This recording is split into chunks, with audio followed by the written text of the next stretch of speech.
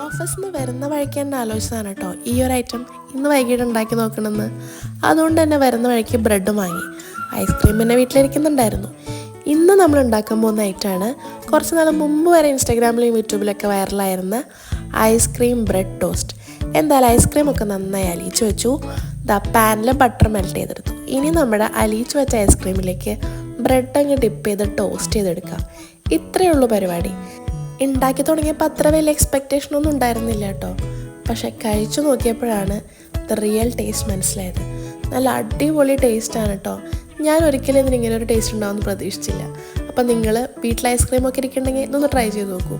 ഞാൻ എന്തായാലും 2 കട്ടൻ ചായയൊക്കെ ഉണ്ടാക്കി നമ്മുടെ ബ്രെഡ് ടോസ്റ്റൊക്കെ എല്ലാം റെഡിയാക്കി കഴിഞ്ഞപ്പോഴേക്കും അമ്മ വന്നു. അമ്മയ്ക്ക് കഴിക്കാൻ കൊടുത്തിട്ട് ഞാൻ ഇതെന്താണെന്ന് ഗസ് ചെയ്യാൻ പറഞ്ഞു. പക്ഷേ അമ്മ കറക്റ്റായി ഗസ് ചെയ്തു.